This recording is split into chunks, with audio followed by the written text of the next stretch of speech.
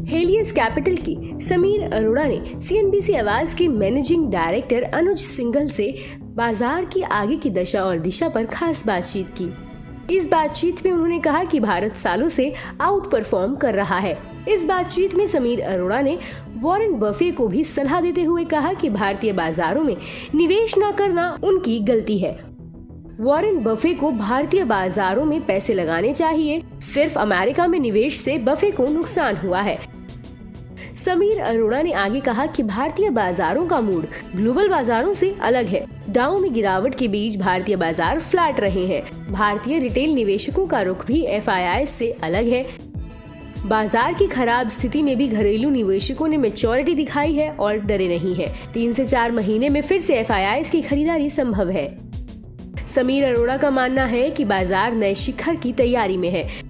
पिछले 20 से 25 सालों में भारतीय बाजारों ने 13 से 15% का रिटर्न दिया है। किसी साल ज्यादा तो किसी साल कम रिटर्न मिला है। इक्विटी में 13 से 14% रिटर्न बनाना अच्छा है। 13 से 14% रिटर्न बॉन्ड, सोने या प्रॉपर्टी में नहीं मिलता। भारत में 25 सालों में US और चीन से अच्छे रिटर्न मिले हैं। भारत में रिटर्न घटने की कोई वजह नहीं दिखती। इस बातचीत में उन्होंने आगे कहा कि डॉलर में भारतीय बाजार ने सालाना करीब 10% रिटर्न दिया है। वॉरेन बफे ने 25 साल में 8.9% रिटर्न कमाया है।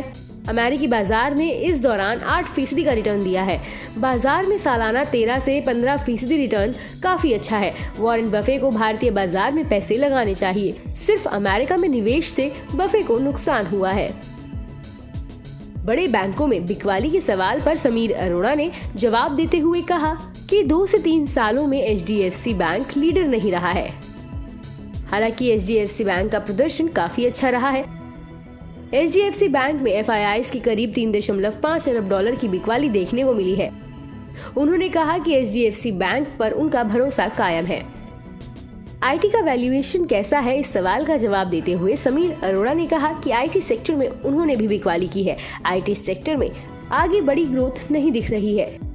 IT में बाजार से बेहतर रिटर्न की उम्मीद कम है। अमेरिका और यूरोप की इकोनॉमी पर निर्भर सेक्टर से दूर रहें, क्योंकि यहाँ मंदी के संकेत दिख रहे हैं।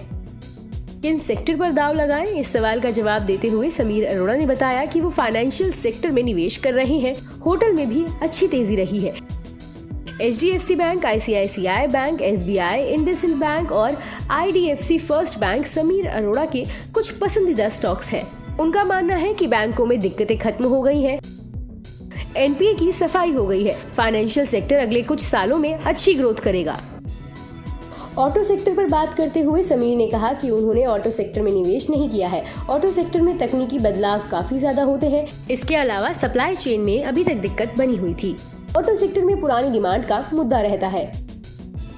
वहीं समीर अरोड़ा का ये भी मानना है कि क्रेडिट स्विस का संकट ज्यादा गंभीर नहीं है। बैंकों के पास काफी रिजर्व है। उन्होंने 2008 में संकट से सबक लिया है।